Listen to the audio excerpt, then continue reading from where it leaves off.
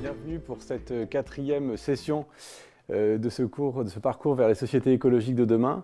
Alors en fait, on est plus précisément dans la session 2 de cette grand cycle, cette grande séquence qui nous occupe tout le premier semestre quasiment, qui s'intéresse donc au diagnostic, la question de qualifier la situation dans laquelle on est. On a le sentiment de la connaître par cœur parce qu'elle est tous les jours dans la presse, mais en réalité, nous, ce qu'on pense et ce qu'on porte, c'est l'idée que le diagnostic, il est pas complet, il n'est pas bien fait, il n'est pas assez profondément fait, et qu'un peu comme en médecine, si on ne prend pas le temps de faire un diagnostic vraiment approfondi, on va être que sur des réponses qui sont superficielles et qui en fait ne régleront pas le problème. Et c'est pour ça qu'on se donne jusqu'à juin pour cette phase de diagnostic qui est un peu longue et qui frustre certaines et certains d'entre vous qui voudraient des solutions tout de suite. Alors il y aura la phase des réponses plutôt que des solutions, on va arriver au 2e semestre. Mais dans ce premier semestre, on est vraiment sur le diag.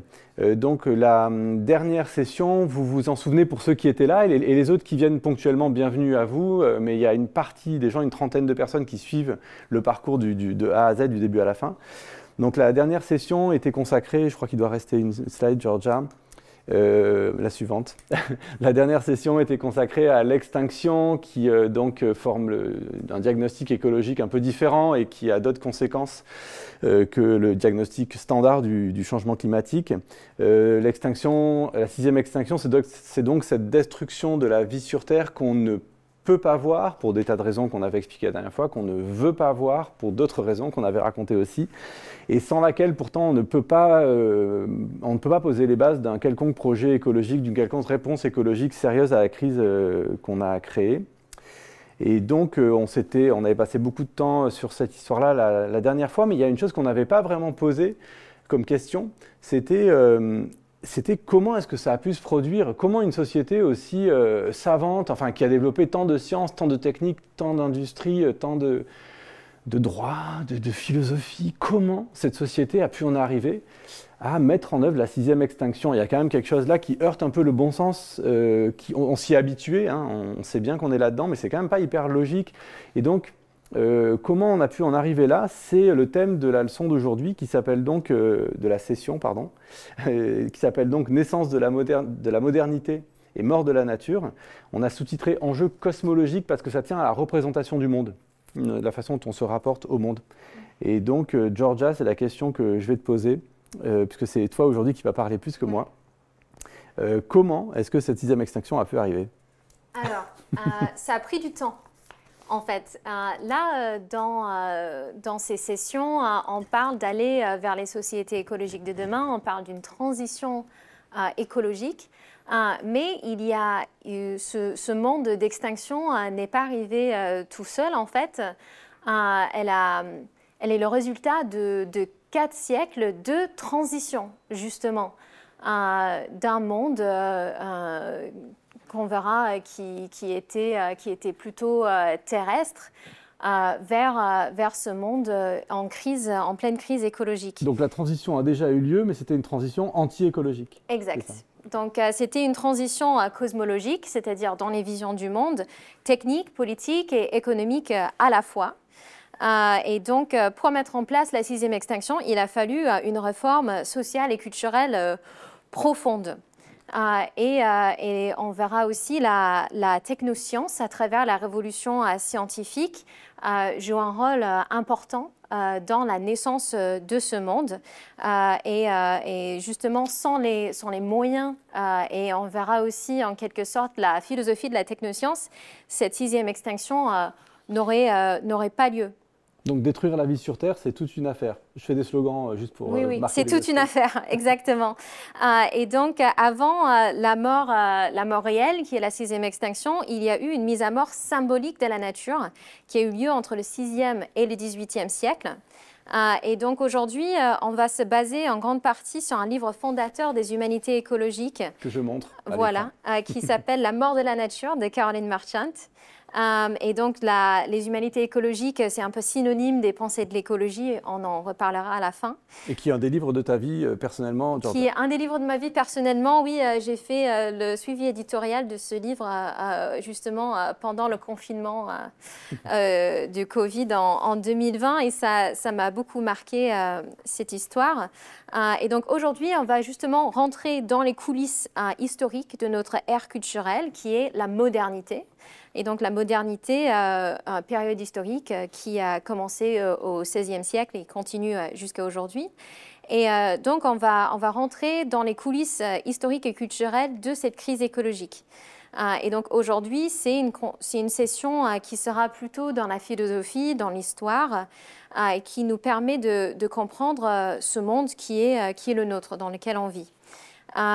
Et ce détour historique nous permettra aussi de rappeler la constance des résistances que la modernité a toujours provoquées chez les paysans et paysannes en Europe, des mouvements anti-industriels, le romantisme, la résistance des colonies, et qui permet de comprendre pourquoi tout mouvement écologiste efficace est nécessairement à la fois féministe et décolonial. Donc en plus d'évoquer les humanités écologiques aujourd'hui, on aura l'occasion d'évoquer l'écoféminisme et l'écologie décoloniale.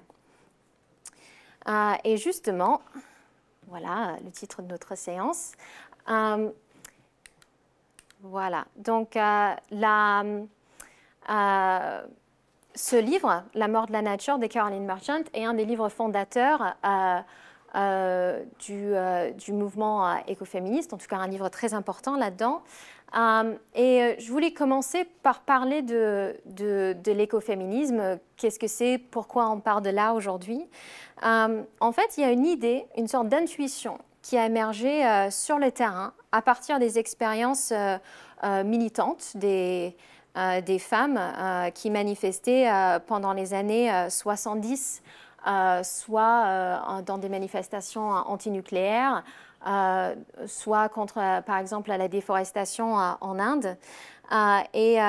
Du coup, il y a une intuition qu'il y a un lien entre la domination des femmes et la destruction de la nature, et particulièrement dans le cas des femmes des Suds, et la destruction des milieux naturels dont elles dépendent. Et donc, l'image que je vous ai mise à l'écran, c'est le mouvement Chipko, qui a eu lieu en Inde dans les années 70, et c'était des femmes des campagnes et des villageoises qui luttaient contre la déforestation dans leur région, justement parce que les forêts, pour elles, étaient une source de vie, une source de nourriture, une source de médecine, et donc elles défendaient aussi leur mode de vie. Et donc, Caroline Marchant, dans ce livre, elle va tester cette hypothèse avec une étude qui allie histoire environnementale, littérature, histoire culturelle et histoire des sciences. Et elle va s'intéresser à cette association ancienne entre les femmes et la nature, la nature qui est vue en Occident comme féminin, comme associée avec le féminin. Et donc, cette intuition écoféministe, en venant en partie des femmes des Suds, est aussi une intuition décoloniale. Et donc, la dynamique intellectuelle qu'il y a avec des livres comme La mort de la nature accompagne et s'inscrit dans cette intelligence militante qui l'a précédée, exact. En quelque sorte. Voilà. Et donc, pour dire que là, aujourd'hui, on va être beaucoup dans le monde des idées, mais la racine de cette intuition vient du terrain. Donc, pour raconter l'origine de la modernité à partir du XVIe siècle, on va aussi mobiliser deux figures du panthéon des pensées de l'écologie, deux autres figures qui sont Amitav Ghosh, qui est un romancier et historien indien contemporain. Il est toujours en activité, il écrit toujours.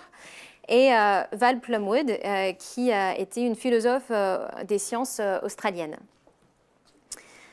Et d'ailleurs, un petit rappel, donc pour les gens qui nous suivent, voilà, pour les gens qui nous suivent tout au long de l'année, vous avez aussi un reading list avec des extraits qu'on vous propose de lire en amont de chaque séance.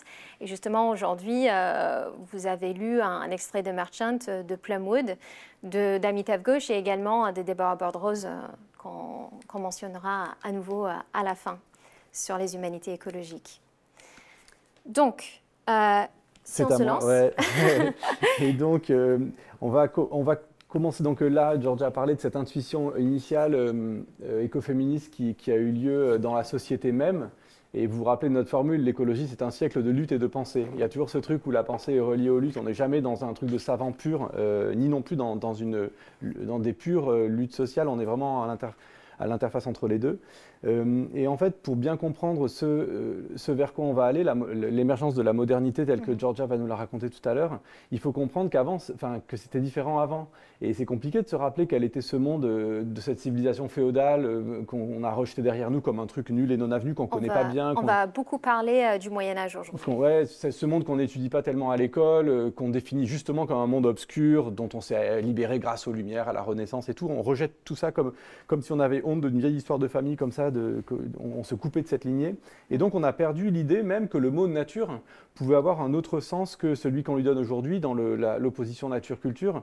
Et on a tellement oublié que le mot nature pouvait désigner autre chose que le non-humain ou que cet ensemble de matières que la science connaît. On a tellement oublié ça que parfois on a l'impression que le mot nature ne peut désigner que ça. Et il y a même aujourd'hui des très très grands anthropologues et de très très grands savants qui disent qu'il faut en finir avec l'idée de nature. Parce que ça nous renverrait au couple nature-culture dont on doit se débarrasser.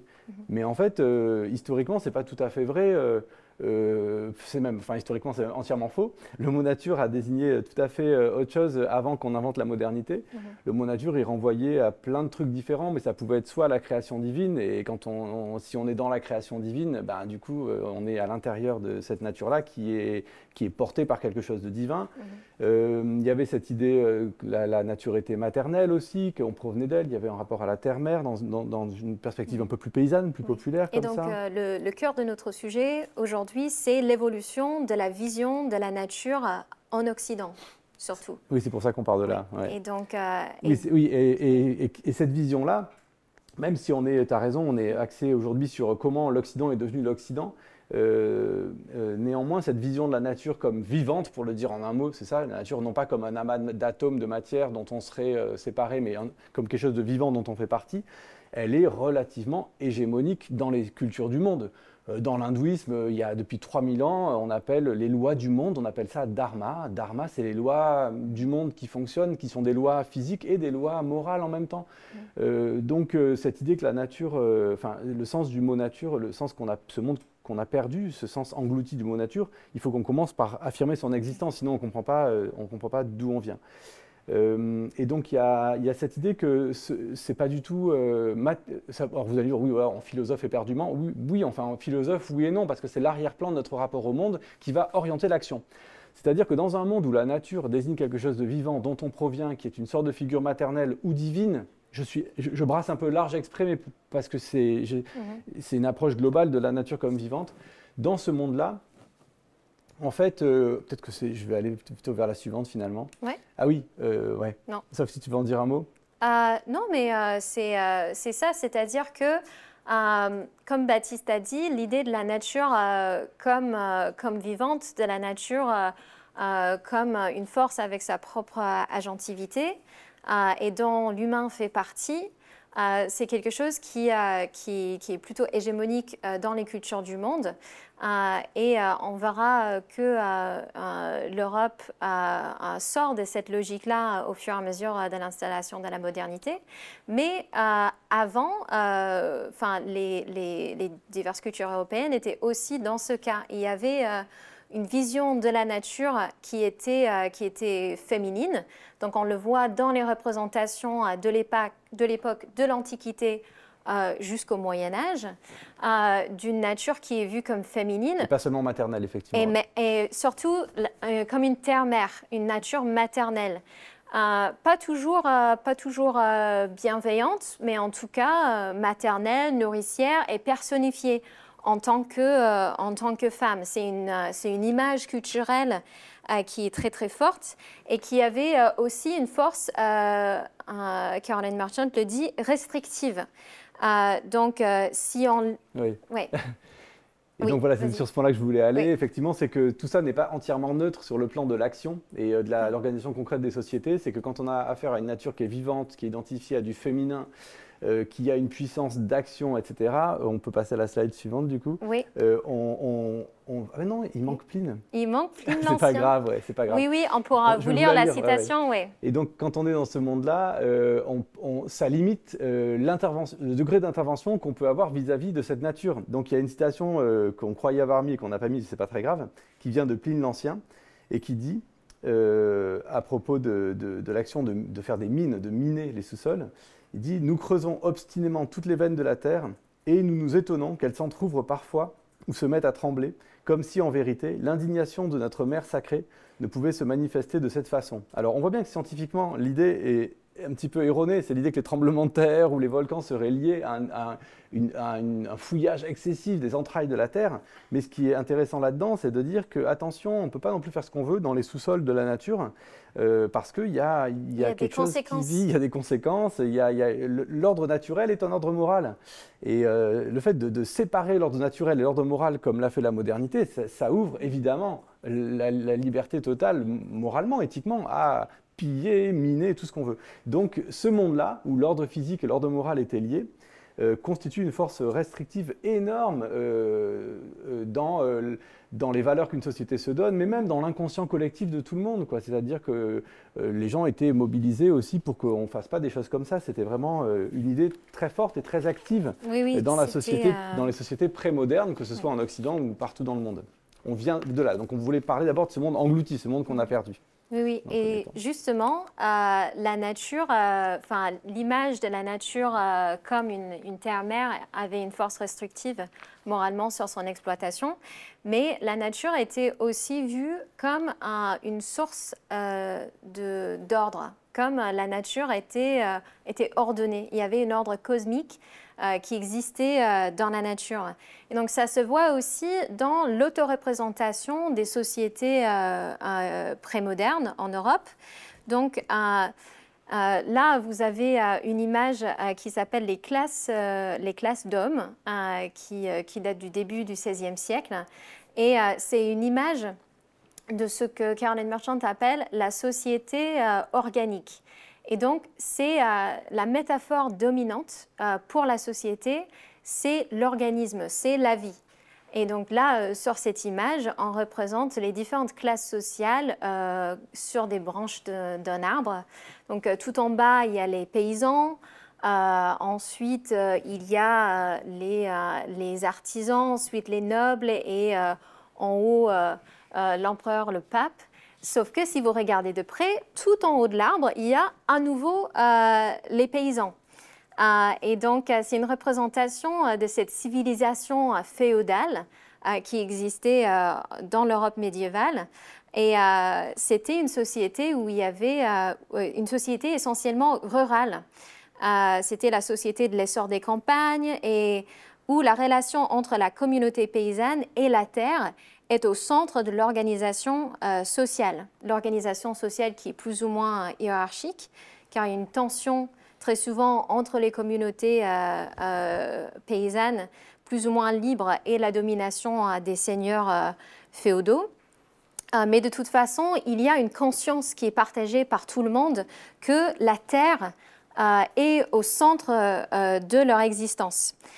L'organisation foncière est aussi très différente de ce qu'on connaît aujourd'hui. C'est basé sur un système de communs et aussi de fiefs qui sont dominés par des seigneurs. Mais attention, il n'y a pas de propriété privée comme on a aujourd'hui. Le fief n'est pas la propriété privée du seigneur, c'est plus un rapport à la terre et aux gens qui est basé sur des obligations mutuelles entre les seigneurs et les paysans. Et d'ailleurs, les communs sont extrêmement importants. En anglais, on appelle les roturiers commoners, non pas parce qu'on les trouve partout, parce qu'ils sont communs, mais parce que leur mode de vie est basé en grande partie sur l'accès à des terres communes. C'est les usagers des communs, les commoners. Exact, c'est les usagers des communs, donc des forêts, des fagnes, etc. Et aussi, vous allez remarquer sur cette image, il manque quelqu'un, il n'y a pas de femme. Mais ce n'est pas pour dire que les femmes n'avaient pas un rôle très important dans cette société. Alors la civilisation féodale était une société patriarcale, hiérarchisée, mais où les femmes, bien qu'officiellement soumises à leur mari ou à leur père, sont actives dans la société. Parce qu'il y a une organisation économique et sociale qui est communautaire, qui est familiale. Donc, les femmes sont partout et jouent des rôles actifs comme paysannes, comme artisanes à côté de leur mari, par exemple, comme châtelaines dans la noblesse et aussi notamment comme sages-femmes. Car la naissance et l'accouchement est le domaine particulier des femmes. Et donc, si on continue... il est là, Pline l'Ancien. Bon, vous pouvez regarder plus tard. Mais l'ontologie de cette société, donc l'ontologie, c'est la vision du monde, pour faire court. Donc, dans les mondes savants, l'alchimie était très importante, très à la mode. C'est une vision de la nature comme étant composée à la fois de principes masculins et féminins, avec des connexions analogiques entre les éléments, les étoiles, qui sont associés soit avec le masculin, soit avec le féminin. Là, et qui intègrent le matériel et le spirituel, puisque l'alchimiste travaille sur les métaux, mais pour chercher quelque chose qui relève du spirituel. Donc là aussi, on est dans ce monde-là où les choses ne sont pas séparées. Il y a cette idée de chercher la pierre philosophale qui peut tout transformer en or, mais il y a aussi un aspect plutôt métaphorique sur la purification de l'âme qui est nécessaire pour parvenir à cet objectif matériel. Qui est juste lié au fait que l'idée de matière dénuée d'esprit n'existe pas. Oui. Ça n'existe pas, on ne l'a pas encore inventé vraiment, quoi. Oui, donc c'est la matière est effectivement investie d'esprit. Enfin, on revient à cette idée que la nature est vivante, que le monde est vivant.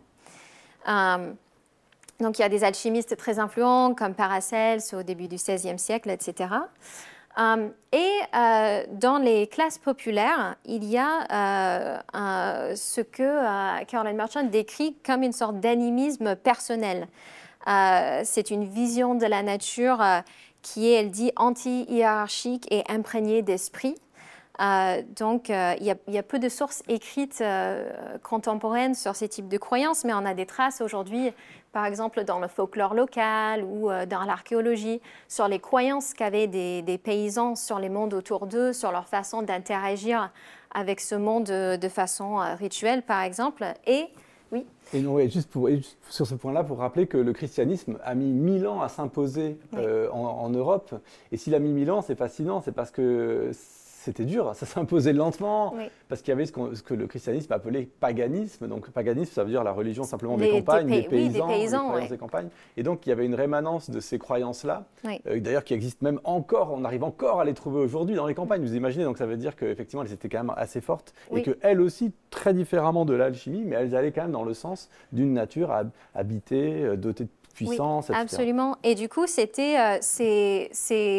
ontologies-là existaient en parallèle et parfois en complément de la religion chrétienne. Par exemple, on peut penser à des sources qui sont sacrées à tel ou tel saint chrétien, mais ça fait partie aussi de cette animation du monde campagnarde. Le culte des saints, dans leur ensemble, est le résultat de cette négociation entre paganisme et christianisme, parce que le christianisme ne pouvait pas rester dans un discours hyper dur sur la Trinité, il fallait donner des concessions aux cultes locaux. Et donc tous les saints, toutes les petites chapelles sont en consensus. Sont très souvent associés à ces lieux, ce qui était dans l'Antiquité des sortes de dieux des lieux. Mais ce sol commun qui a été créé donne du coup de la valeur sacrale à l'eau, à des sources, à des lieux, etc. On arrive à cette idée-là en tout cas. Oui, et donc du coup cet animisme personnel des classes populaires, on l'appellera plus tard sorcellerie. Donc il y avait des guérisseurs et guérisseuses traditionnels, il y avait des rituels populaires qu'on assimile aujourd'hui à de la sorcellerie dans les classes populaires. Et qui existent encore à la marge toujours aujourd'hui. Et qui existent toujours à la marge, absolument. Donc, si on continue, donc l'histoire qu'on va vous raconter aujourd'hui, c'est comment on est passé de ce monde organique, où la métaphore principale, encore une fois, c'est l'organisme pour la société comme pour la nature, à un autre monde, qui est notre monde aujourd'hui, où la métaphore dominante, c'est la machine. Donc, on va voir ce qui se passe quand on passe dans le monde mécaniste, et puis on va vous expliquer la transition qui s'est opérée entre les deux. Alors effectivement, là on arrive au seuil de la modernité.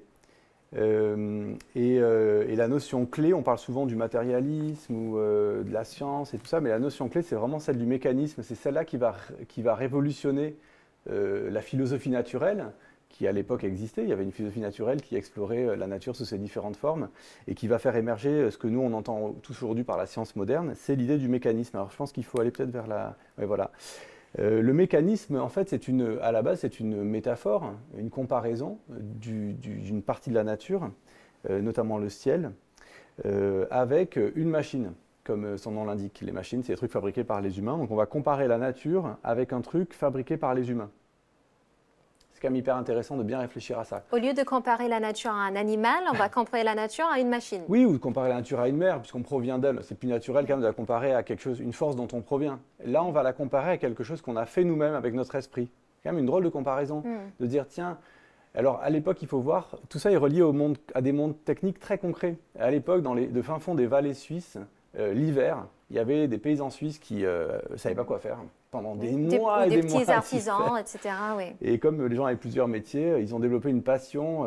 Comme aujourd'hui, c'est un peu le même genre c'est des geeks en fait. C'est des geeks du fond de vallée qui ont fabriqué des horloges de plus en plus sophistiquées. Et c'était la fine fleur de la technique à l'époque, un peu comme aujourd'hui l'iPhone ou il y a 50 ans la voiture. C'était vraiment le truc, ou l'ordinateur. Et c'est normal que ça a suscité de la fascination. C'est ça, il y avait une fascination, on le retrouve aujourd'hui. Dès que les humains créent un truc fascinant, ils pensent avoir trouvé il y a ce phénomène de penser que c'est ça la martingale, c'est ça la clé du monde. Et donc ces horloges qui permettaient de mettre le temps, de régler le temps à la seconde près, des horloges hyper sophistiquées, tout d'un coup, se sont appliquées à l'étude du ciel. L'étude du ciel est un truc ancestral dans toutes les civilisations, les grandes civilisations quasiment, que ce soit perse, chinoise, indienne, inca, il y avait une étude du ciel, une astronomie. Mais là, tout d'un coup, on s'est dit, en fait, l'astronomie, les constellations, ce n'est pas des dieux, tout ça. En fait, c'est juste des mécanismes d'horlogerie, comme ce que font les paysans au fond des vallées suisses. Donc, c'est l'idée de Kepler, par exemple. Mon dessein est de montrer que la machine céleste ne doit pas être comparée à un organisme divin, mais à un mécanisme d'horlogerie. Vous voyez, les conséquences, elles sont monstrueuses. Ce ciel n'a plus d'intériorité, il n'a plus de magie, il n'a plus de divinité. C'est juste des pièces d'horloge. C'est-à-dire qu'en fait, il n'y a plus aucune restriction, il n'y a plus aucun mystère intérieur, c'est que des agencements extérieurs de choses. Alors ça fonctionne parce que c'est vrai qu'il y a l'étude du ciel se prête bien à cette analogie-là, ce n'était pas une analogie idiote, mais en tout cas c'est le point de départ de la réduction, de l'interprétation de l'ensemble de la nature à partir du ciel à cette analogie mécanique qui va ensuite envahir tous les domaines. Il y a l'histoire des animaux-machines, il y a l'histoire de l'homme-machine même qui va arriver après, tout devient absolument machine. Et c'est moi qui continue cette partie-là. Ouais. Oui, après peut-être la révolution scientifique, c'est un basculement dans la façon de penser qui est liée à plusieurs découvertes scientifiques. Oui, effectivement, qui ont lieu à cette tu vas aller époque. à l'héliocentrisme aussi. À l'héliocentrisme aussi, mais aussi pour dire que ce qu'on appelle la révolution scientifique, en fait c'est un anglicisme en français, ça va être plutôt pluriel, mais l'intérêt de les rassembler ensemble, c'est de dire que dans cette révolution scientifique, il y a une méthode scientifique qui émerge. En fait, c'est une culture positiviste qui s'installe dans le monde savant en Europe entre le XVIe et le XVIIIe siècle. Et les conséquences morales de cette idée du mécanisme sont énormes. C'est-à-dire que si le ciel n'est qu'un agencement de rouages, d'horloges comme ça, qui sont dénués d'autres propos que de tourner les uns contre les autres, et si ce n'est plus la Terre qui est au centre du monde, comme on l'avait toujours pensé, mais le Soleil qui est au centre du monde, ça crée un effet... Au centre de l'univers, oui, enfin, du système solaire. En tout cas, on n'est pas au centre du système solaire, ouais, on est dans un système dont le centre est le Soleil. Et puis, il y a des découvertes en médecine aussi à l'époque. On va mieux comprendre le fonctionnement du système circulatoire. Donc, ça fait sauter la médecine galienne qui était aussi... qui reliait les humeurs aussi aux étoiles. Donc il y a tout un analogisme dans la médecine qui est mis en question aussi. En tout cas, les conséquences morales de cette idée sont colossales parce qu'elle nous amène à l'idée que la nature ne possède pas à l'intérieur la moindre dimension de sens ou d'ordre spirituel ou moral où il n'y a rien. C'est juste un assemblage comme ça mécanique. C'est pour ça qu'on insiste sur cette notion de mécanisme qui vient du mot machine. Donc c'est bien nos propres machines qui deviennent la clé de compréhension de la nature. Et on voit d'ailleurs, une fois qu'on a dès qu'on a inventé l'informatique, les logiciels, on a codé l'ADN comme le logiciel de l'être humain. Dès qu'on fait une nouvelle invention, on code la nature comme ça avec cette nouvelle invention. C'est vraiment un grand truc.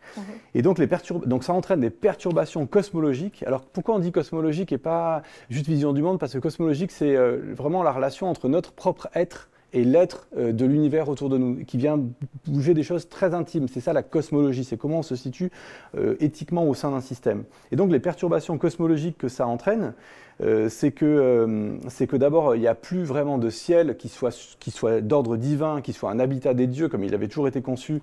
Mais en fait, le ciel, il est soumis aux mêmes lois que la Terre. Vous vous rappelez, Newton, la pomme qui tombe, elle obéit à la même loi que les étoiles qui tournent, donc il n'y a plus qu'une seule loi, donc tout devient homogène, terre et ciel. Et surtout, la conséquence de ça, c'est qu'il y a un primat du physique sur le biologique. C'est que ce mécanisme qui régit la chute de la pomme et les étoiles qui tournent, en fait, régit tout.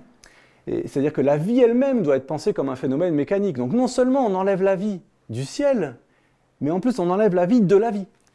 C'est-à-dire que ce qui est vivant lui-même n'est que illusoirement vivant. Tout ça, ce ne sont que des machines. On n'en sort pas de ce paradigme-là, d'ailleurs, aujourd'hui encore. Et donc la nature est en fait un grand désordre. Alors, elle est pas un désordre au sens mathématique, mais elle est un désordre au sens moral. C'est quelque chose qui ne fait pas sens. La nature n'est plus source d'ordre moral dans le paradigme mécaniste. Ce qui est très angoissant, parce que nous qui sommes des êtres quand même d'ordre, avec notre culture, on se retrouve dans un monde qui est menaçant, qui est dangereux. Et donc nous sommes, maintenant les Occidentaux avec leur science, dotés d'une nouvelle mission qui est de garantir l'ordre, de tenir l'ordre dans cette nature désordonnée.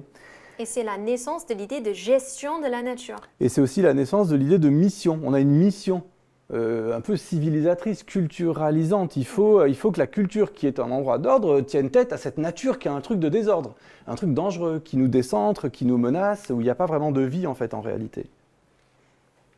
Et donc c'est là qu'apparaît cette notion de la nature, non plus comme la mère active qui garantit notre existence et qui nous la soutient, dans une logique de subsistance où on dépend d'elle, de son sol, de sa vitalité, mais elle devient une figure passive qui, de façon légèrement lascive, se donne à nous pour qu'on la prenne, pour qu'on la dévoile, pour qu'on la viole parfois aussi d'ailleurs. Et donc c'est cette image-là, parmi plein d'autres que Merchant propose, la nature se dévoilant devant la science. Donc il y a une sorte, elle se donne à la pénétration de l'esprit humain, en gros, et elle n'est plus cette puissance tellurique qui nous engendre. Et donc avec cette...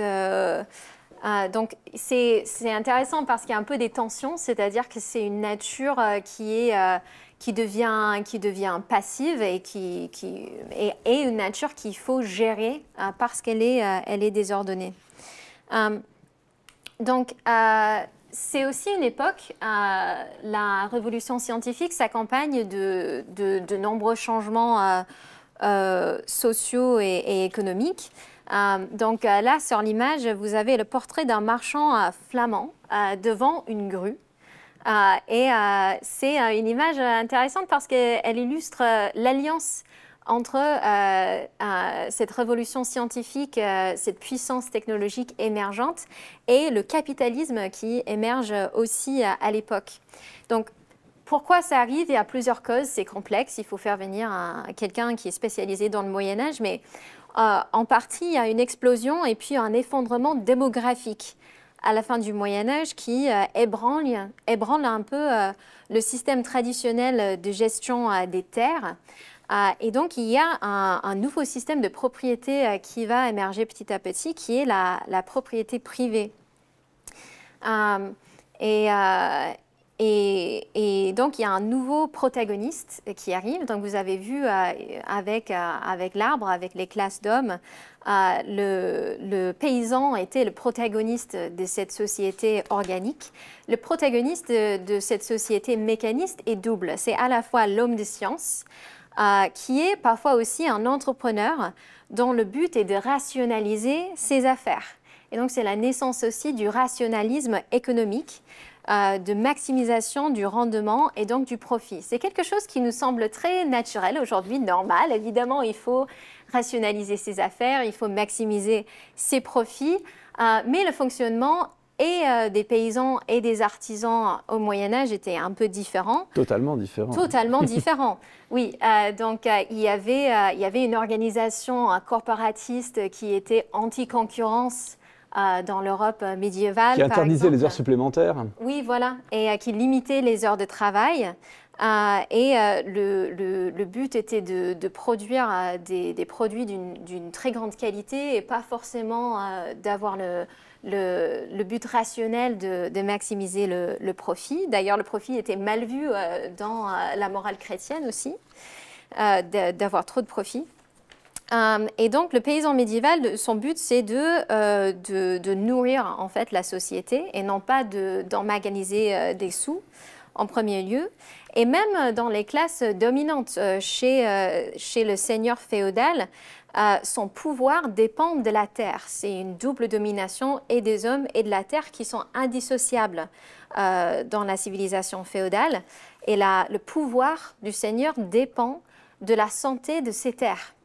Alors qu'il y a une dissociation dans cette économie émergente au XVIe siècle entre les gens et la terre et entre la richesse et la terre. C'est une division qui, on verra avec la crise écologique qui nous tombe dessus, qui est en partie illusoire, en grande partie même totalement illusoire, de cette division entre la richesse et la terre. Mais en tout cas, à l'époque, ça émerge dans les idées. Et du coup, ce nouveau régime de propriété privée et l'émergence du capitalisme est aussi associé au renforcement de l'État-nation. Alors en fait, ouais, si la nature devient cette chose qui n'a pas d'ordre intérieur, qui est juste un agencement mécanique de matière et qui est donc quelque chose qui échappe à l'ordre, on voit bien que c'est quelque chose de dangereux contre quoi il faut lutter. Et c'est à ce moment-là qu'apparaît l'idée qui nous semble à tous évidente parce qu'on l'a tous appris en classe de philo en terminale et puis ça baigne notre culture occidentale moderne, mais qui est en fait une idée nouvelle à l'époque, l'idée que l'ordre social fait suite à un ordre précédent qui était un état de nature dans lequel tout le monde s'entretuait. Et donc un état de nature qui était donc sous le signe du désordre, qui était complètement chaotique et contre lequel il faut lutter en créant une espèce en sortant de la nature. C'est encore une façon de penser l'homme comme sorti de la nature, en entrant dans l'état social qui sera un état contractuel par le droit positif et qui nous arracherait à la nature conçue comme dangereuse. Cette idée-là, elle paraît évidente, mais en fait, elle ne l'est pas du tout parce que, par exemple, l'écologie nous montre que la nature est faite de sociétés, de communautés qui vivent ensemble. C'est pas nous qui avons inventé l'état social. N'importe quelle espèce animale vit dans un état social. Donc c'est une idée, en fait, écologiquement complètement très bizarre aujourd'hui, mais dans laquelle on a tous grandi et dans laquelle on a vécu. Et c'est aussi pour ça que l'anarchisme a tellement mauvaise presse. Quand on dit anarchiste, ça veut dire en général désordonné, chaotique, dangereux dans la langue ordinaire, alors que ça désigne simplement l'absence de pouvoir politique, mais que la modernité code tout de suite comme chaos, désordre. Et donc c'est une nouveauté de l'époque. Alors ça va avec une anthropologie aussi, ce truc-là, c'est-à-dire l'idée que l'homme est très dangereux. Cette idée que l'homme est un loup pour l'homme. C'est ça l'état de nature, c'est qu'au fond, notre nature est mauvaise et qu'il faut donc nous dénaturer quelque part en nous faisant entrer dans le contrat social. Donc le contrat social est une sorte de domestication de l'homme qui est très dangereux à l'état naturel. Quand même une drôle de vision. C'est ça la modernité, c'est ça le monde occidental moderne qui repose sur ça. C'est aussi cette idée que l'état de nature, c'est les hommes qui viennent essayer de voler la propriété aux autres hommes. Oui, en plus. C'est l'État qui se met en place pour défendre la société, enfin la propriété privée en partie. Absolument. Donc le penseur canonique de cette époque, c'est Thomas Hobbes, qu'on a tous plus ou moins vu en philo en terminale, et qui impose cette idée c'est à partir de là que l'idée du contrat social apparaît évidente à tout le monde. Et donc vous voyez que ce modèle mécaniste, en fait, il traverse, il est en train de recomposer toute la configuration symbolique matérielle et politique du monde à l'époque. Donc le mécanisme, ce n'est pas une petite affaire, c'est un grand truc. Et donc cette idée de nature morte, c'est vraiment une idée nouvelle. Amitav Ghosh le rappelle dans La malédiction de la muscade, avec cette citation qu'on trouve assez forte, où il dit « À cette époque, la grande majorité des Européens et des gens ordinaires du monde entier partageaient la croyance que l'univers était un organisme vivant animé par de nombreuses forces invisibles de toutes sortes. » On enfonce un peu le clou là-dessus, mais c'est pour provincialiser un peu la vision moderne occidentale qui est devenue hégémonique. On a tendance à dire « Ah ben maintenant, tout le monde est moderne, la Chine, l'Inde, tout le monde, la modernité est partout. » Alors oui, le développement, en un sens, est partout, mais la cosmologie qui est derrière ça, elle n'a concerné que l'Occident moderne. Il n'y a aucune autre civilisation qui a été sur cette idée-là. C'est radicalement nouveau. C'est radicalement nouveau et singulier, ouais, c'est vraiment une bizarrerie quoi, à laquelle on s'est habitué. Et ensuite, cette manipulation de la nature, elle a pour conséquence, on l'a dit, mais j'insiste là-dessus, elle a pour conséquence de nous en faire sortir en tant qu'occidentaux, modernes, doués de science et de technique. Donc il y a une anthropologie qui est en train d'émerger par contraste, l'homme comme non naturel, complètement nouveau, révolutionnaire ce truc.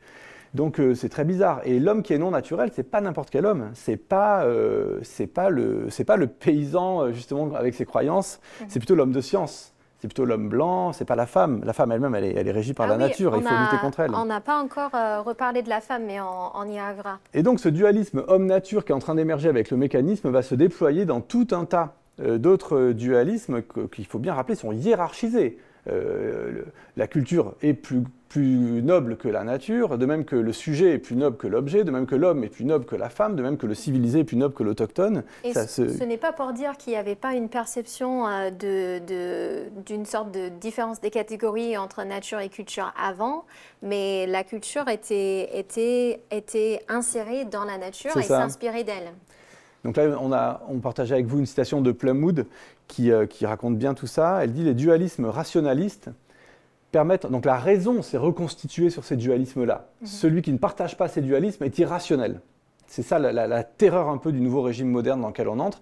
Les dualismes rationalistes permettent en particulier de justifier des formes élitaires de pouvoir, non seulement en inscrivant l'antagonisme du maître et de ses autres, donc les personnes racisées, les animaux non humains, les femmes, les milieux naturels, dans le cadre d'un dualisme hiérarchique humain-nature, mais en associant bien d'autres aspects de la vie à l'un ou l'autre des pôles de ce dualisme fondamental. Donc on a toute une recomposition de la culture, de l'ordre économique, de l'ordre social autour de ce nouveau dualisme hiérarchique.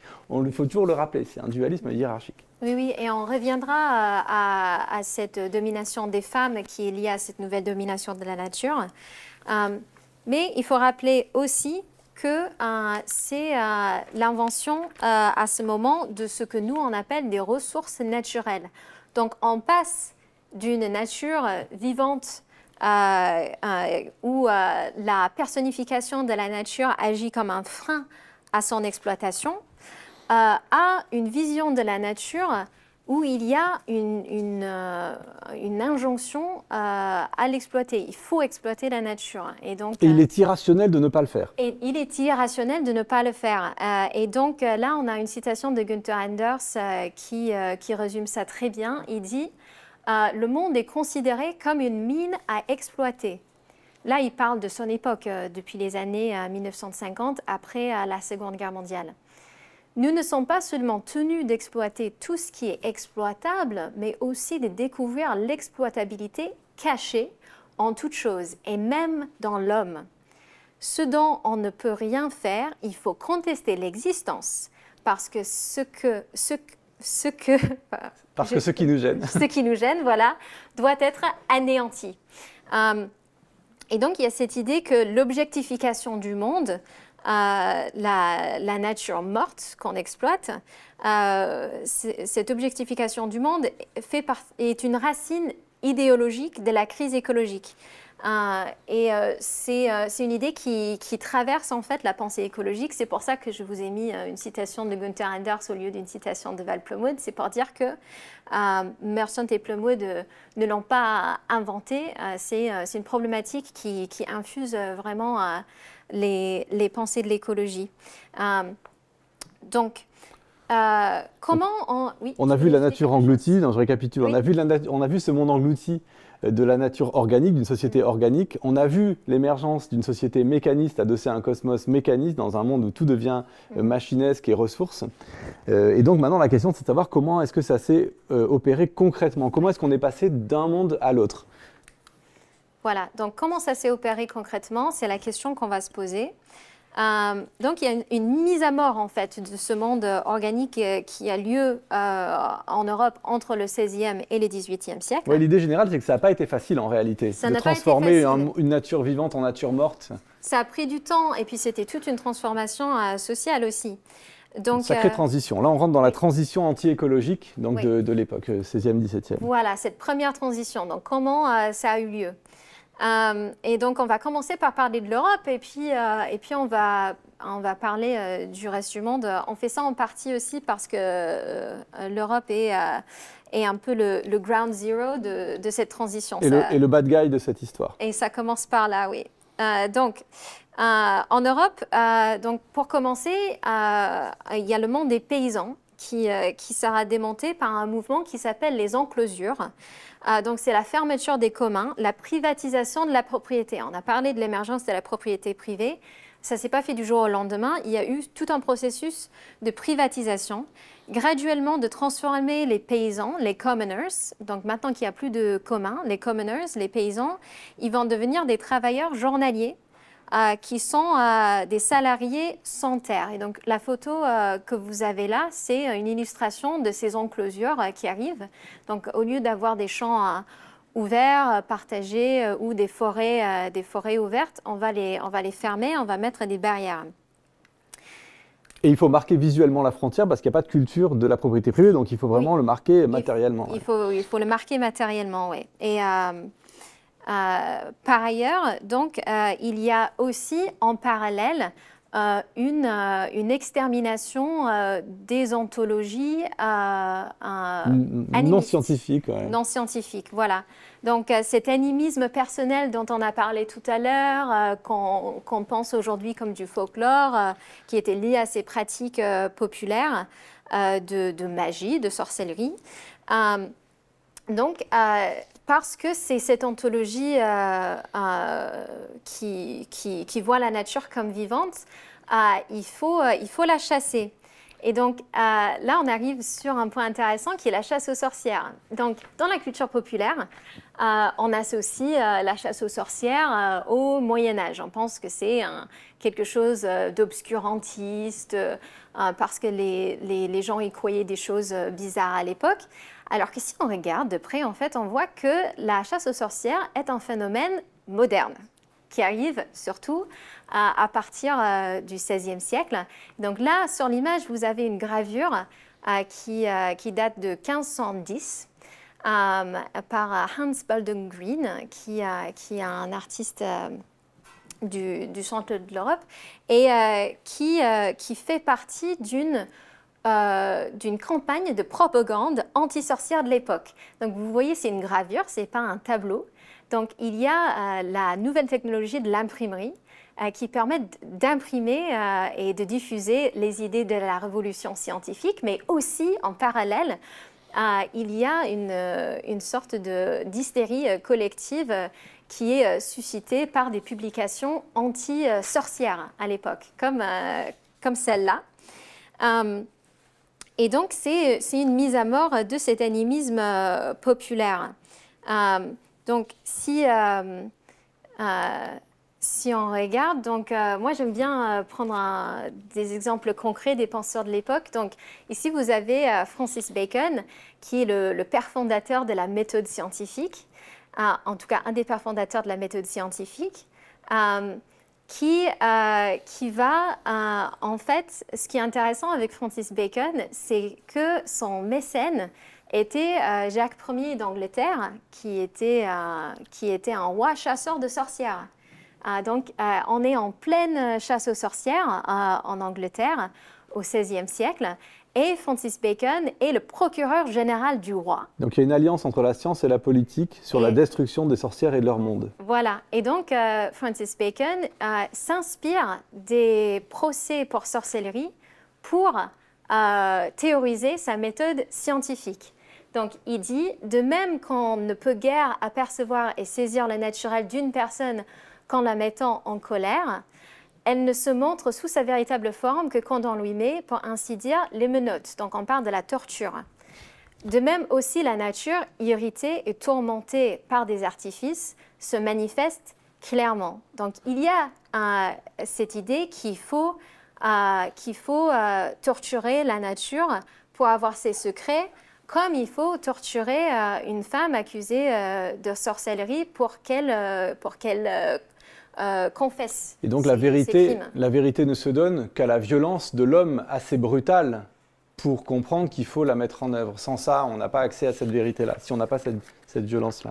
Voilà, donc on ne va pas dire que tous les chasseurs de sorcières étaient aussi des hommes de science, ce n'était pas le cas, mais il n'y a pas de paradoxe en fait entre cette révolution scientifique et cette chasse aux sorcières. C'est un même mouvement intellectuel qui installe cette ontologie mécaniste tout en éliminant l'ontologie animiste qui existait en Europe à l'époque.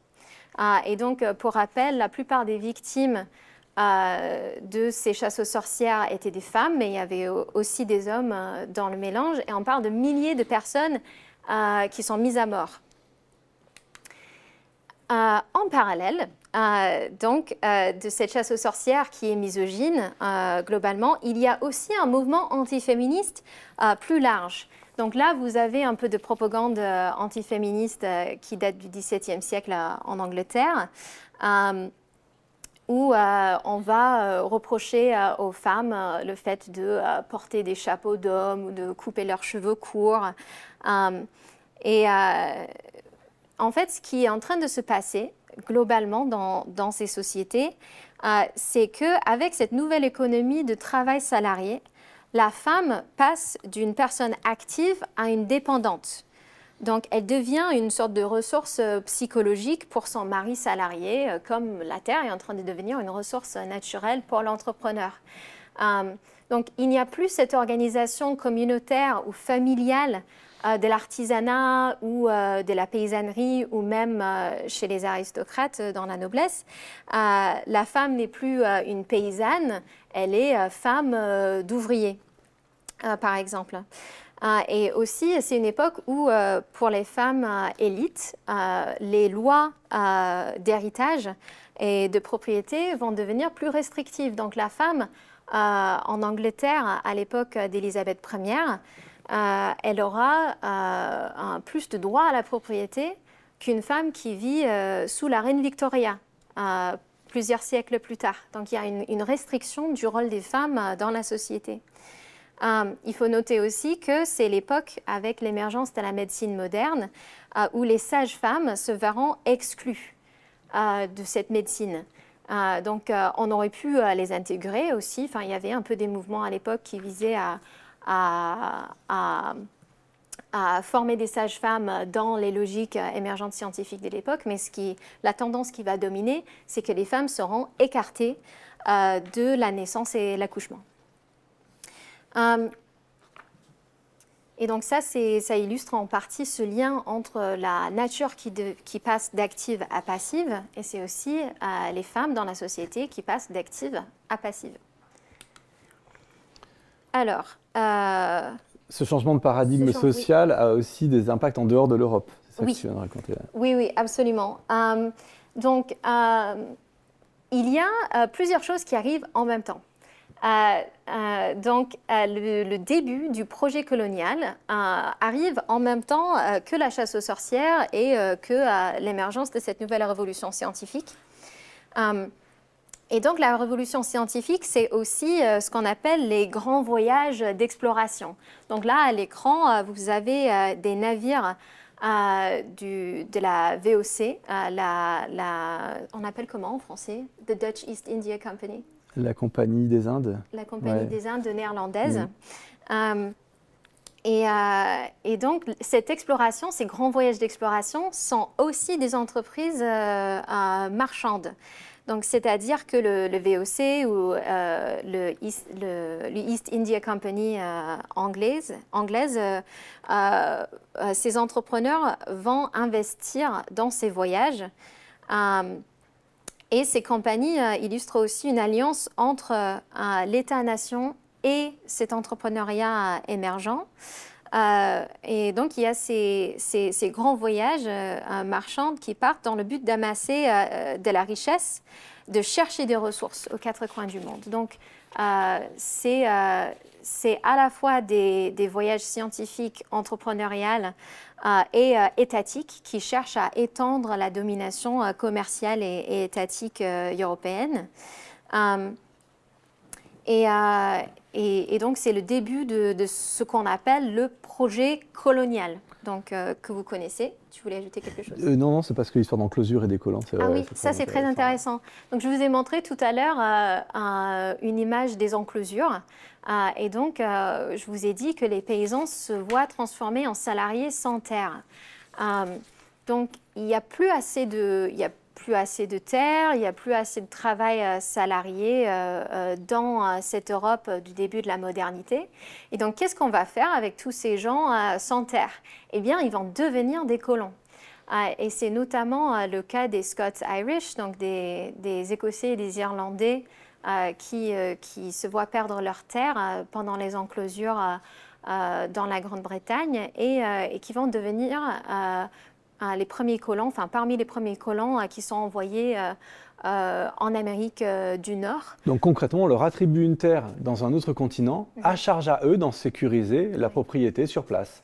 Et donc en s'achetant un fusil, si possible, mais on donne des terres qu'on n'a pas à des gens pour qu'ils les possèdent. Et c'est le début des guerres, soi-disant, des guerres contre les Indiens d'Amérique. Donc, ces ex-paysans qui perdent leur terre avec les enclosures en Europe, ils vont aller en Amérique du Nord devenir les soldats, en quelque sorte, de ces génocides contre les Amérindiens. Donc le modèle est très vertueux dans sa logique propre parce qu'il génère des problèmes auxquels on répond. Enfin, le modèle mécaniste fonctionne et crée effectivement une extension du domaine des propriétés pour les États-nations émergents. Oui. Et aussi, dans ces nouveaux mondes, on verra établir la plantation, etc., qui est un modèle d'exploitation de la terre aussi, comme les opérations minières. Mais dans cette destruction des autres peuples qui s'opère, c'est intéressant que ça se passe en même temps que la chasse aux sorcières, parce que ça fait partie du même mouvement. Donc, pendant qu'il y a une destruction des ontologies animistes en Europe, la même chose se passe dans les colonies. Donc, il y a cette génocide et ethnocide des Indiens d'Amérique qui arrive en parallèle de la chasse aux sorcières. Et vous allez voir, la même machine de propagande alimente ces deux luttes contre l'animisme. Donc, à gauche, vous avez une image, une gravure, encore une fois, des cannibales Tupinamba. Alors, les Tupinamba, c'est un peuple qui se trouve en Amérique du Sud et qui est un vrai peuple et qui, d'ailleurs, n'est évidemment pas comme ils sont montrés au XVIe siècle. Mais donc, on va montrer les autochtones comme étant des barbares en disant que c'est des cannibales. Et en même temps, en Europe, on voit les mêmes accusations dirigées vers les sorcières. Donc, vous avez aussi des sorcières cannibales en Europe. Ça, c'est une gravure du XVIIe siècle. Et donc, il y a ces deux propagandes anti-sorcières et anti-autochtones qui s'alimentent et s'inspirent mutuellement. Alors c'est vraiment un point fondamental parce que le geste colonial qu'on voit bien à l'extérieur des États-nations a eu lieu à l'intérieur même de chacun des États où on est allé, le pouvoir français a colonisé la France en traitant les paysans arriérés comme les indigènes. Et ce n'est pas l'un après l'autre, l'un a été le laboratoire de l'autre, les deux techniques se sont faites ensemble. Ensemble, en même temps, en parallèle. Et se sont alimentés à la fois dans le monde des idées, on le voit avec la propagande, et concrètement avec l'envoi des ex-paysans devenus colons. Et la preuve, c'est que alors que l'Empire français était florissant début XXe siècle, ma grand-mère ariégeoise à moi parlait occitan, mieux que français. encore il y a 100 ans. Enfin, c'est le cas pour la plupart d'entre nous, je pense. Donc, la colonisation linguistique n'était pas encore arrivée à son terme au début du XXe siècle, donc ça, alors qu'on avait colonisé l'Algérie. Donc, les deux se passent vraiment ensemble. Et ouais. D'ailleurs, vous parlez d'un exemple qui vient de la malédiction de la muscade d'Amitav Ghosh. Qui là renvoie que au monde du coup hors métropole en revanche. Hors métropole, voilà. Donc on vous a raconté la chasse aux sorcières. Là, on va vous raconter une autre type de chasse qui a lieu dans l'océan Indien et qui est liée à cette histoire de ressources naturelles. Alors c'est une toute petite fable au milieu de cette session-là qui a été mise en exergue par le romancier indien Amitav Ghosh autour de cette histoire de muscade. Donc pour vous la faire, cette histoire de muscade dont il fait une parabole pour le monde qui est le nôtre et l'époque qui est la nôtre. Alors en un mot, pour résumer cette fable en un mot rapidement, on attribuait au XVIe, XVIIe siècle à la muscade des propriétés extraordinaires contre la peste. Et donc la valeur de la noix de muscade était montée en flèche à des proportions incroyables. Il y a eu des périodes où une noix de muscade avait la même valeur qu'un immeuble. C'était plus cher que de l'or, quoi. Oui, vraiment, on pouvait acheter une maison avec une poignée de noix de muscade. Et donc, il y a eu une volonté non seulement d'exploiter cette ressource, mais au-delà de ça, de l'encadrer et d'en avoir un monopole. Or, il se trouve que cette épice poussait particulièrement sur une île dans un archipel en Indonésie, cette île-là s'appelle Banda, B-A-N-D-A. Et donc, il y a eu cette idée de non seulement avoir toute la muscade qui était là, mais de faire en sorte qu'il n'y en ait nulle part ailleurs. Et il y a une concurrence à l'époque aussi entre les Néerlandais et les Anglais qui essaient chacun d'avoir le monopole de cette épice. Et donc, la solution pratique qui a été trouvée à l'époque a été simplement de génocider l'intégralité des habitants de l'île pour pouvoir prendre possession de cette ressource et s'en assurer l'exclusivité. Et donc ce geste-là, ce drame initial, Amitav Ghosh voit là-dedans, dans ce génocide causé par la volonté de monopole d'une ressource à haut rendement financier, il voit la métaphore de tout le monde qui est le nôtre aujourd'hui. Et Georgia remarque à juste titre que cette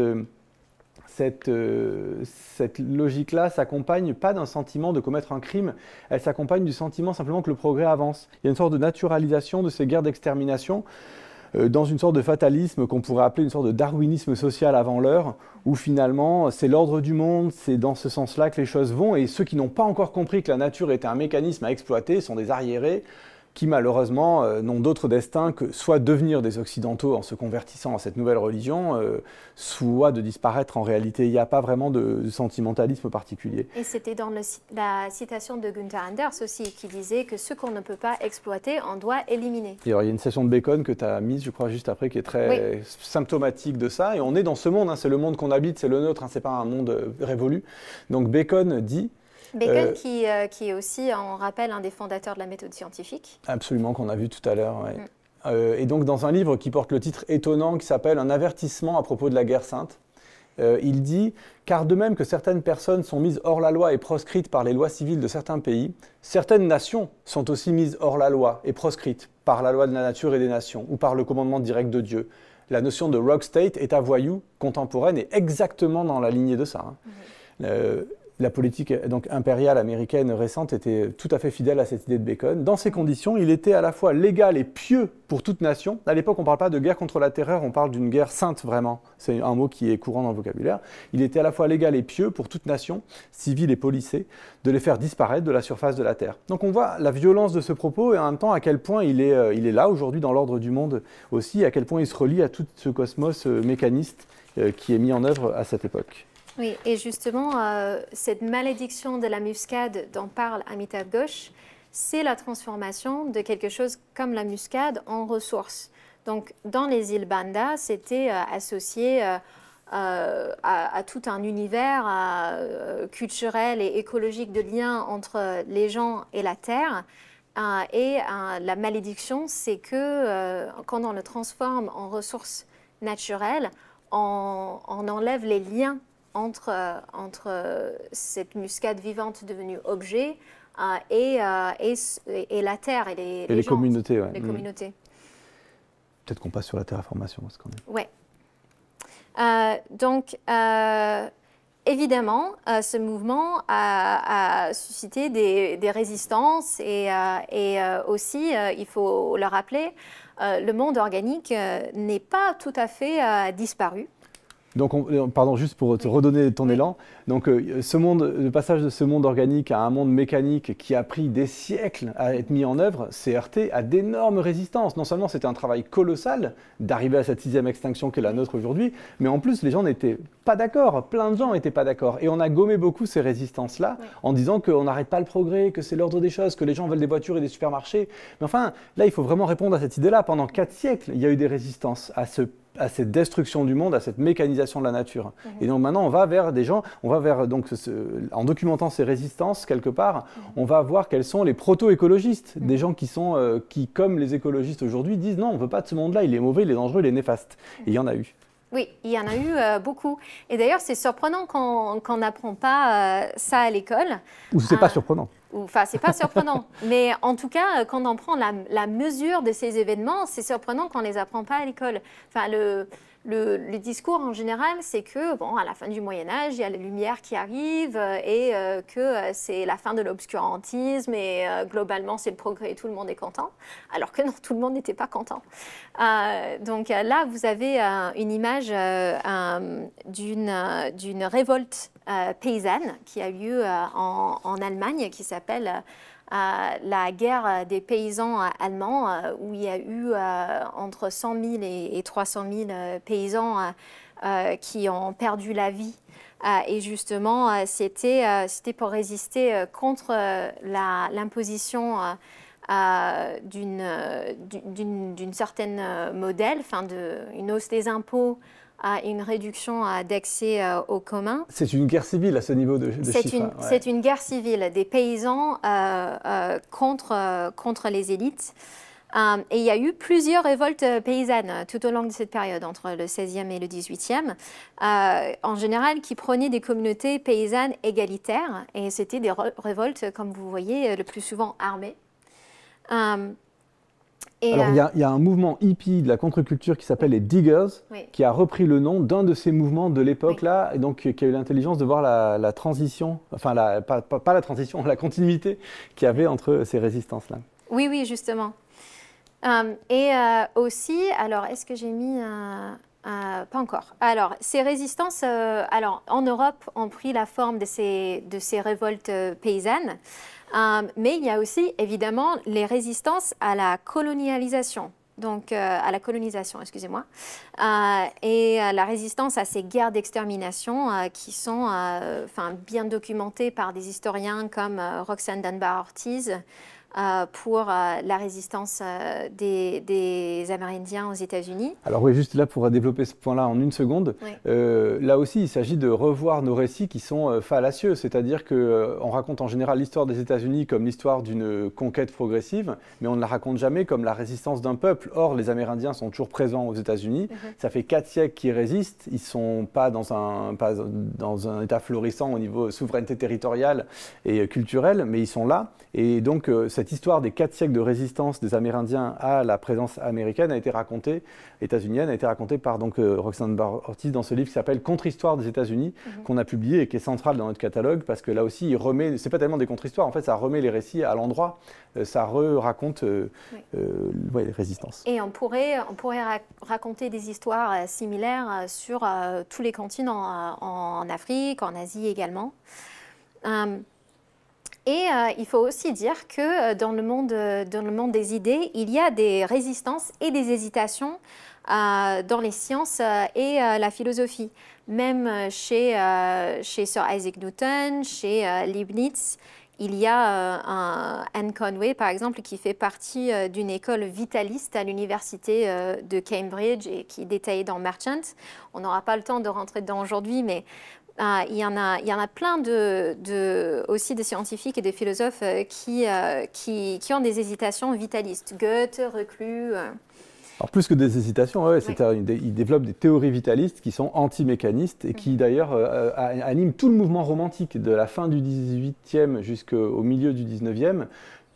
le Kant, déjà tardivement chez Kant, ensuite chez Schelling, Schiller, Goethe, tout le mouvement romantique français, littéraire et philosophique, il y a cette affirmation du vitalisme contre le mécanisme, qui n'est pas un petit épisode de la culture européenne. Oui. Donc, et d'ailleurs, on pourrait même dire que l'émergence de la science de l'écologie fait partie. Voilà, alors oui, effectivement j'allais venir, mais juste un instant sur cette sorte de vitalisme, parce qu'on n'est pas familier de ce mot-là, on ne sait pas forcément de quoi ça parle. On pourrait en parler des heures, c'est un point d'histoire des sciences hyper complexe, mais on peut aussi en parler simplement en disant que, vous vous rappelez tout à l'heure, on a conçu la nature comme non-vie, comme mouvement mécanique. Et donc la vie est un concept qui est sorti de la nature. Et le mouvement vitaliste, c'est juste un mouvement qui dit que non, la vie fait partie du monde. La vie est un principe qui est réellement dans le monde.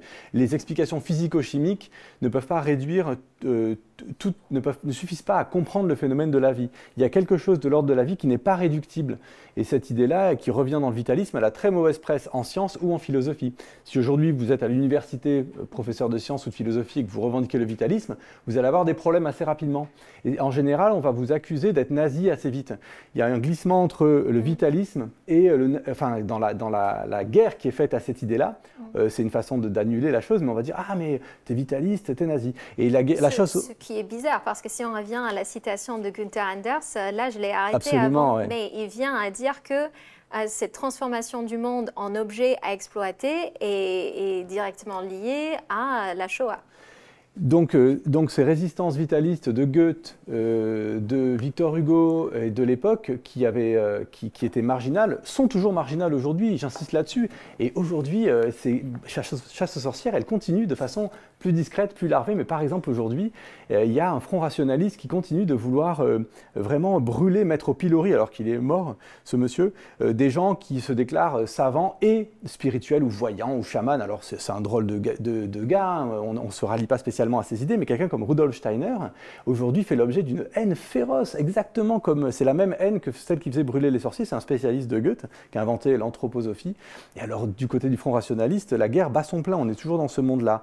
Et il se trouve que l'écologie, justement, vient dans cette histoire du paradigme vitaliste qui affirme l'existence de la vie en tant que telle.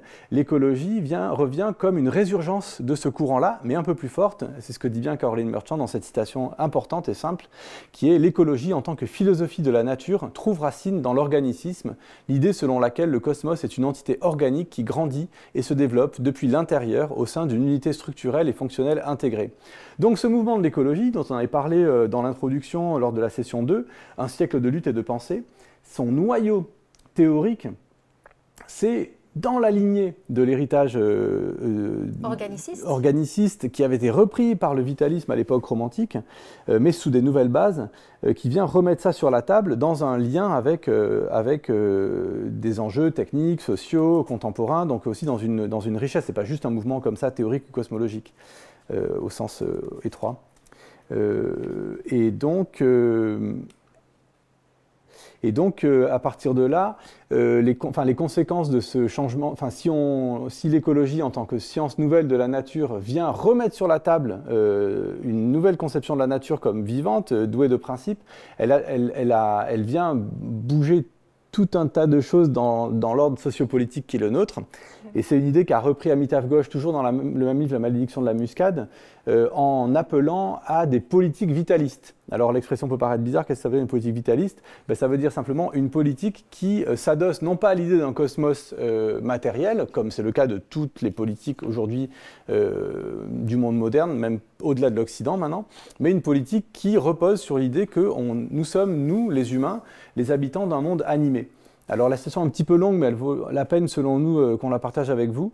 Donc Amitav Ghosh dit « Le concept de politique vitaliste peut paraître invraisemblable, mais force est d'admettre que certains des mouvements politiques des temps modernes tirèrent leur énergie de forces vitalistes. La lutte menée pendant des décennies par Mahatma Gandhi en est un cas d'école.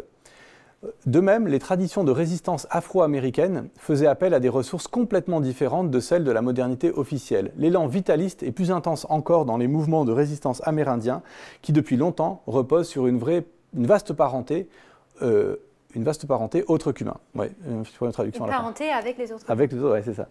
Et donc, effectivement, dans le cas de Gandhi, dont on parle beaucoup depuis le début de ce parcours-là, effectivement, Gandhi se définissait d'abord comme un homme pieux qui était dans une quête spirituelle, et c'est de cette quête spirituelle, en accord avec le Dharma, l'ordre cosmique, l'ordre physique et moral du monde, qu'il s'est retrouvé à s'opposer à l'Empire britannique. Mais dans le cas de Gandhi, c'est vraiment dans sa quête de la compréhension du monde. Ça vient de là. C'est donc, la lutte de Gandhi est ancrée dans un cosmos, le cosmos où la nature est quelque chose d'habité avec une dimension spirituelle à l'intérieur.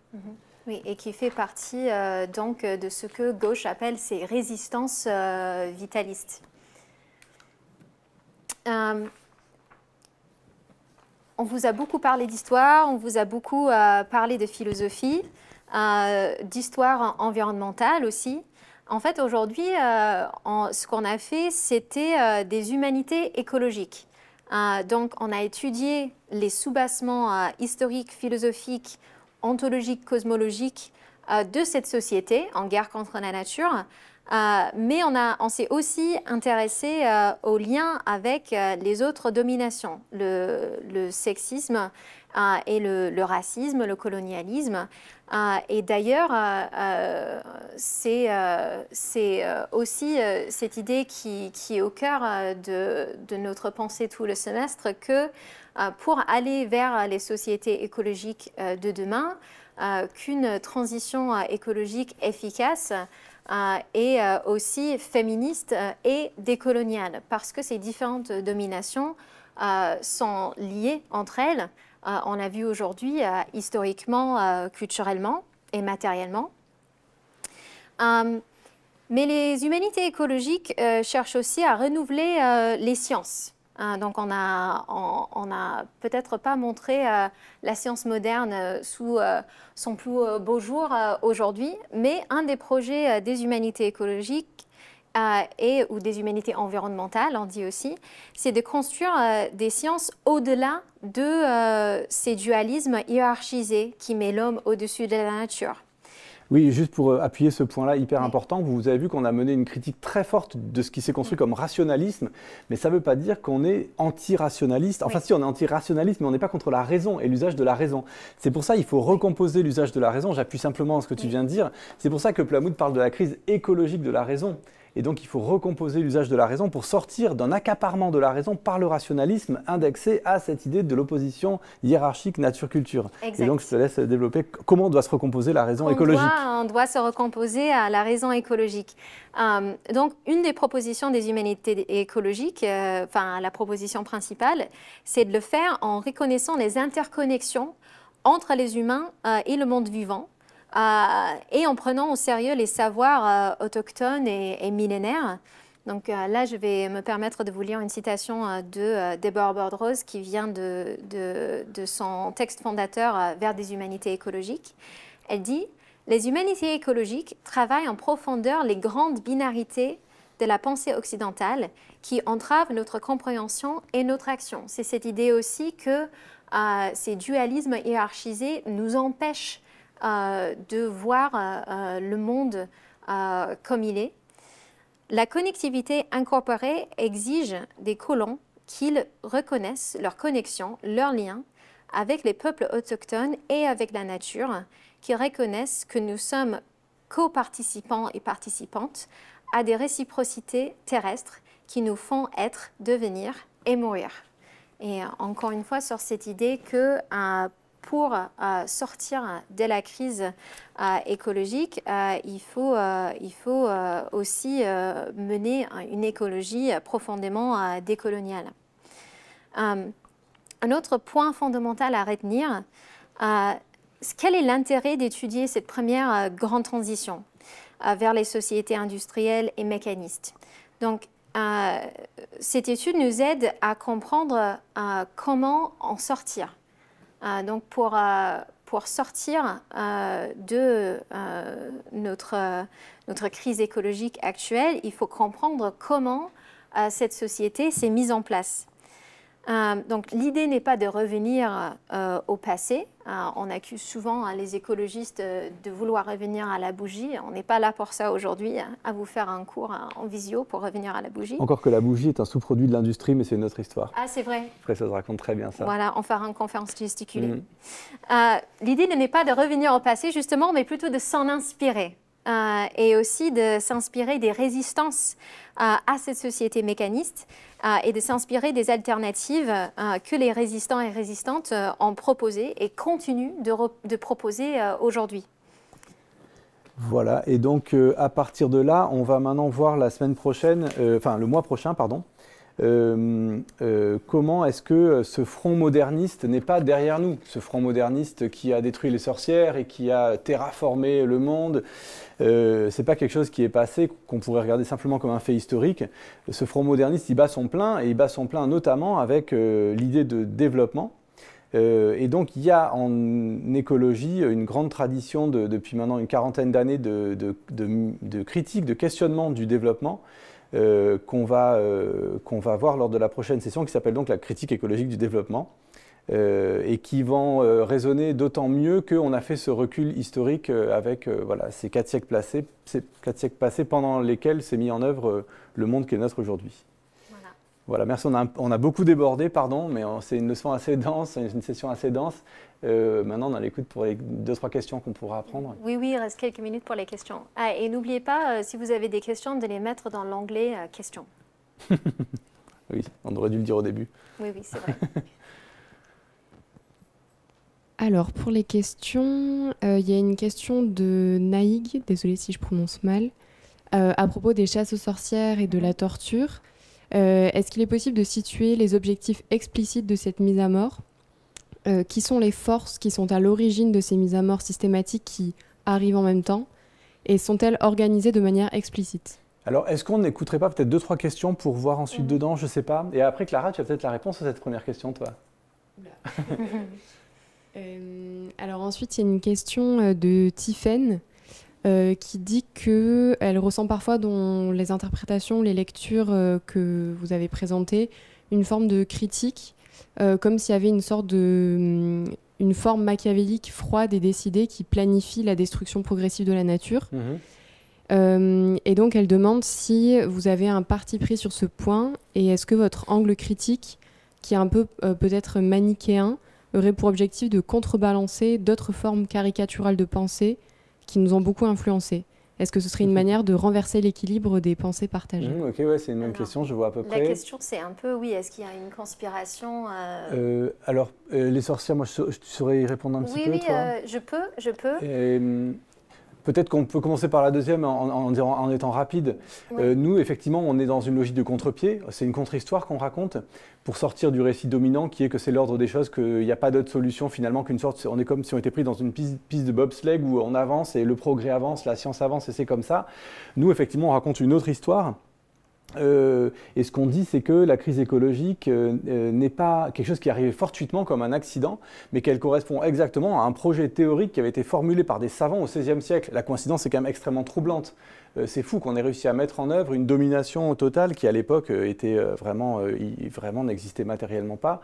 Et donc, l'idée que la crise écologique n'est pas un échec, en fait, c'est pas une défaite, c'est pas comme si, c'est pas oups, on a détruit des trucs. C'est en fait l'accomplissement d'un projet de domination de la nature qui a été écrit noir sur blanc avec une méthodologie scientifique du viol de la nature. Donc, tout ça fait partie clairement d'un projet. Et peut-être c'est choquant à entendre. Donc moi je pense que c'est une description assez objective quand même, assez. C'est vrai qu'elle a l'air d'être un énorme contre-pied, mais je pense qu'elle n'a pas qu'une fonction pédagogique et propédeutique de secouer les esprits. Je pense qu'elle a une vérité historique. En tout cas, c'est la solidité du livre de Caroline Merchant de montrer à quel point il y a une destruction de l'idée de nature avant la destruction de la nature en tant que telle. Je pense que c'est historiquement quelque chose qui se tient vraiment. Qu'on soumet à l'étude, on peut... Et on parle d'un phénomène social, donc ce n'est pas le fait d'une personne ou de quelques personnes. Là, on vous a donné 2 citations de Bacon aujourd'hui parce que ça cristallise pas mal de choses. Mais on parle de mouvements de société, d'évolution culturelle qui n'est pas liée à la volonté d'une personne ou d'un groupe. Cependant, on ne peut pas dire qu'il n'y a pas de projet. Donc, dans La mort de la nature, Carolyn Merchant s'intéresse beaucoup aux utopies. Et donc, c'est des idées de monde idéal qu'on se projette, et elle regarde les utopies qui sont écrites pendant cette période de début de la modernité.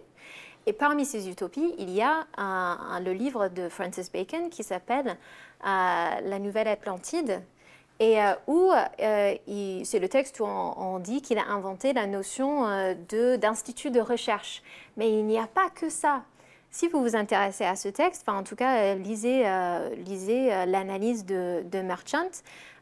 C'est tout un projet de domination de la nature qui comprend le contrôle de la météo, donc on retrouve la géo-ingénierie, qui comprend la modification des semences agricoles, donc on retrouve l'idée d'OGM. Il ne l'appelle pas comme ça, évidemment, l'ADN n'a pas été découvert à l'époque, mais il y a un projet, en fait, d'intervention et de contrôle dans le monde naturel qui est présent à la naissance de cette révolution scientifique, et qui va former la vision du monde moderne et ses objectifs. Donc ce n'est pas les objectifs d'une personne ou d'un groupe, ce n'est pas une conspiration, mais c'est la construction des désirs collectifs.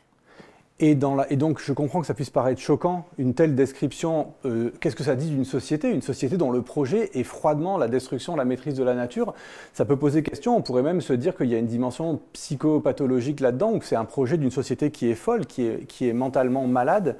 Et il se trouve qu'au sein de la contre-culture, 10 ans après La mort de la nature, il y a un autre livre qui est paru qui s'appelle La voix de la terre, et qui fait une psychopathologie de la modernité, qui montre comment il y a une maladie, effectivement, il y a une dimension de maladie mentale dans ce rapport au monde qui est bizarre. Mais quand on voit un philosophe comme Sartre, qu'on a plus ou moins tous étudié à l'école, il dit bien que la conscience néantise le monde, que la conscience est une forme qui vient néantiser le monde. Donc cette histoire de l'homme qui vient face à la nature pour l'anéantir, elle est présente au cœur, par exemple, de la philosophie de Sartre au XXe siècle. Donc on est quand même sur des choses qui sont structurantes dans la culture occidentale, c'est du sérieux. Et que ce soit un dysfonctionnement, un déséquilibre psychique, c'est réel, et c'est documenté par Théodore Roszak.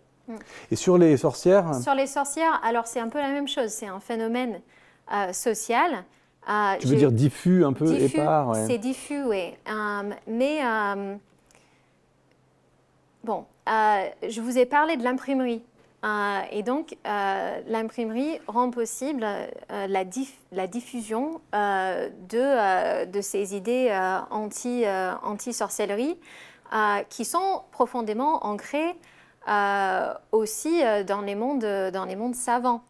À l'époque, ce n'est pas, comme je vous disais, une histoire d'obscurantisme, etc. C'est des gens lettrés qui écrivent des traités anti-sorcellerie comme le Malleus Maleficarum, etc., qui est un manuel anti-sorcellerie. Et donc, comme aujourd'hui, on a des sortes de phénomènes collectifs qui circulent par Internet, par exemple, à l'époque, c'est l'imprimerie. Et donc, c'est une sorte d'hystérie collective anti-sorcellerie qui s'installe. Et je ne veux pas dire qu'il y a un scientifique maléfique quelque part comme Francis Bacon qui a ordonné tout ça. Ce n'est pas du tout le cas, ça ne s'est pas du tout passé comme ça. Mais ce que je veux dire aujourd'hui, c'est que, et c'est ce que Carolyn Merchant fait paraître, c'est qu'il n'y a pas de paradoxe dans la vision du monde anti-sorcière et la vision du monde de la science qui est en train d'émerger. Ça converge même sérieusement. Ça converge. C'est pas la même chose, mais ça converge et c'est complémentaire dans la transformation de ce monde paysan, essentiellement, vers ce monde mécaniste et capitaliste. Ça joue. Clara, tu veux ajouter quelque chose en réponse? Il y a plusieurs suggestions et je suis assez d'accord qui reviennent pour dire qu'il faudrait aussi peut-être proposer une définition de ce que c'est une sorcière. Pour que les gens puissent comprendre. Alors, j'ai essayé de le faire au début. Alors, lisez le Malleus Maleficarum, comme ça vous allez voir qu'est-ce que c'est une sorcière selon les sources scientifiques de l'époque. Bon, pas exactement scientifiques, mais en tout cas selon les sources de l'époque. Alors, Carolyn Merchant nous parle d'animisme personnel. Donc, les gens qui sont accusés de sorcellerie à l'époque, soyons clairs, ce ce n'est pas des vraies sorcières, entre guillemets. C'est-à-dire que c'est souvent des femmes âgées, des veuves, des sages-femmes, qui connaissent des plantes, qui connaissent des formules, on ne sait pas. Qui sont parfois des guérisseuses traditionnelles, parfois pas. Il y a des hommes, 1 sur 10. Et il y a des hommes aussi qui sont accusés. Alors parfois, c'est lié à des disputes de propriété. C'est-à-dire que si vous voulez vous accaparer du champ de votre voisin, il suffit de l'accuser de sorcellerie et comme ça, il sera exécuté et vous pouvez récupérer ses biens. Donc c'est pour ça que quand vous avez fait ça avec les communistes aux États-Unis, vous avez appelé ça chasse aux sorcières d'ailleurs. Voilà, c'est une métaphore qui continue d'exister, mais en tout cas, l'aspect propriété était très important dans les chasses aux sorcières en Amérique du Nord. Voilà, vous connaissez peut-être les Salem Witch Trials. Mais la sorcellerie, en tout cas, comme pratique populaire au Moyen-Âge, c'est ces pratiques populaires d'animisme personnel. C'est-à-dire que dans les îles britanniques, par exemple, on avait l'habitude d'enterrer parfois des chats dans les murs des maisons. C'est quelque chose qu'on trouve archéologiquement. C'était lié à une certaine croyance, c'était une sorte de rituel populaire.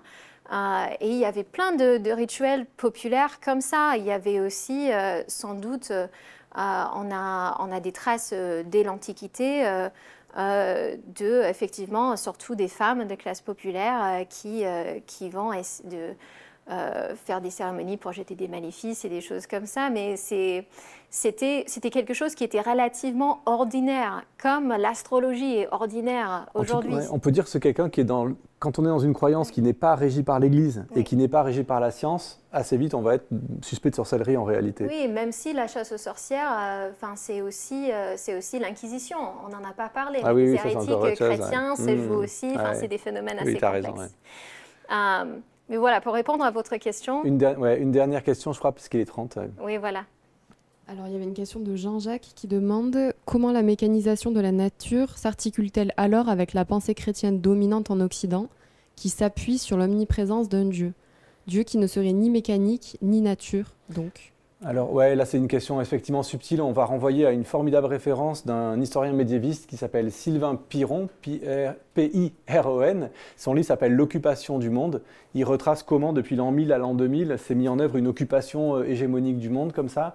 Et il montre qu'il y a un truc très fort à cet endroit-là, c'est que si le monde est compréhensible par les mathématiques, c'est l'idée de Newton, c'est les principes mathématiques de la philosophie naturelle Newton. Si le monde est compréhensible par les mathématiques, c'est parce que il a été fait par Dieu, qui a mis les mathématiques dedans. Et donc Newton pensait, quand il étudiait la gravitation universelle, qu'il étudiait Dieu. Pour lui, la gravitation, c'est Dieu. Newton était alchimiste, en fait. Donc Newton, qui ouvre la modernité, est lui-même à moitié pris ou aux 2/3 pris dans ce monde d'avant, où la nature est complètement animée pour lui. Et donc il y a une zone grise entre cette nature des chrétiens, cette nature des savants chrétiens, cette nature des alchimistes, et aujourd'hui on étudie Newton à la fac, et évidemment on oublie, chez Newton on oublie de parler, ou alors on en parle pour montrer que c'était vraiment un esprit délirant, que le monde était absurde, obscurantiste et tout. On oublie que Newton lui-même était dans cette... Parce qu'en tout, effectivement, on peut imaginer un mécanisme chrétien, c'est le cas de Newton. C'est mécanique, mais c'est l'intelligence du grand horloger. Ça a été d'ailleurs longtemps, cette métaphore a longtemps tenu. D'ailleurs, oui, c'est rentré dans la théologie à l'époque. Avant qu'on sécularise entièrement et qu'on fasse absolument disparaître l'horloger, on ne garde plus que l'horloge, qui du coup n'a plus aucun sens, et donc le silence de ces espaces infinis m'effraie. Pascal, voilà, il n'y a plus rien. Mais je pense qu'on est malheureusement arrêté par le chrono. Oui. On va devoir s'arrêter là. Et donc on vous dit rendez-vous, alors la date c'est le 27 mai pour donc, la critique écologique du développement, une leçon co-conçue avec l'AFD en bonne intelligence avec vous. Merci beaucoup.